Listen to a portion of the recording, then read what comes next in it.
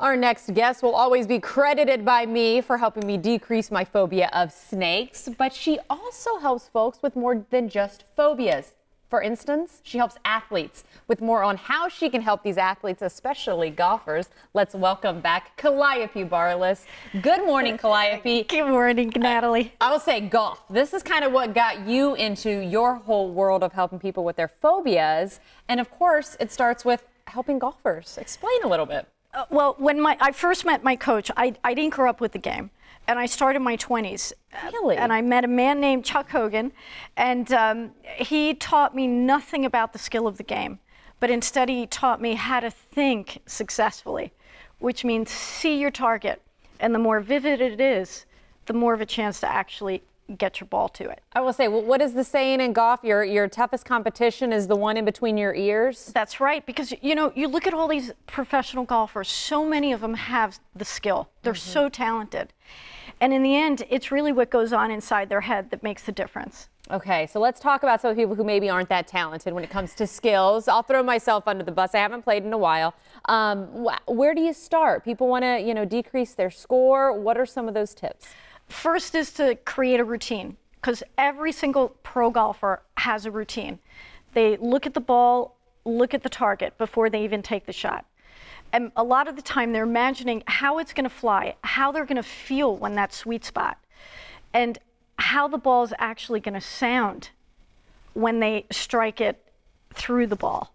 So yours, because I've talked about visualizing it, seeing the stroke, seeing the shot, but you're saying it goes more hearing and feeling. There's more to it there. That's right. And in fact, the more they actually hear that club face strike through the ball, the better chance they'll be able to get it to their target. Well, okay, hearing, you talked about the sweet spot of the ball. I know you've got a demonstration That's kind right. of ready to go just to illustrate how important this is. That's right. So everything has a center of mass. And this ball has a center of mass. A club face has a center of mass. You have a center of mass. If I take this ball and bounce it off the center of the club face, you can hear that sound, versus there's a thug if I go here or here. There's no bounce. But in the center, there's clearly a different sound, right? Okay.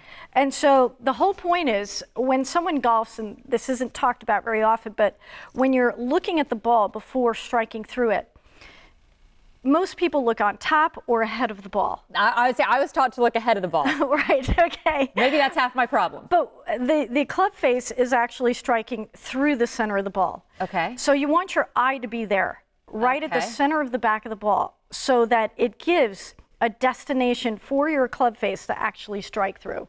Well, and then let's talk about, of course, seeing that positive shot then. Then that's when that kind of carries over so that you're able to envision that perfect shot. Now, I wanted to ask, though, you're saying do this whether you're on the tee, whether you're putting, it doesn't matter what aspect of the game, you still need to envision that hole, correct? That pin. You always need to see it. Okay. And the more you sense yourself, how you're going to feel doing it. Like Lee Trevino, many years ago, someone talked to him about a putt that he took that was really difficult. He actually saw a train track leading to the hole with the ball rolling along the train track, and he could see smoke so much that he had to wave it away. And so that's how vivid his imagination is.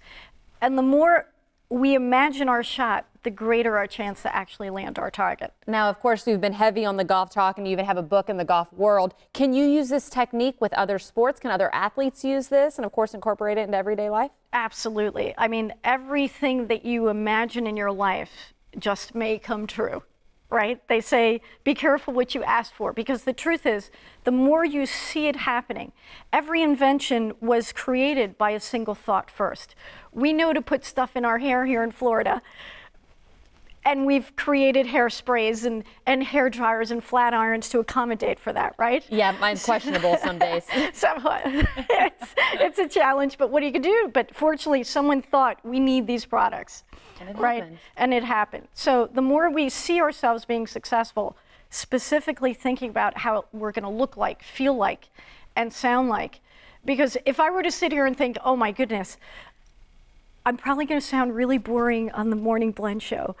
Chances are I wouldn't be very good at it. Well, that is not the case. Right, You don't do that. You help me with snakes. Now we need to set a tee time. Right. How's that sound? Sounds good to me. Okay. Thank you so much, Calliope. All right, We thank always you. appreciate it. Always love being here.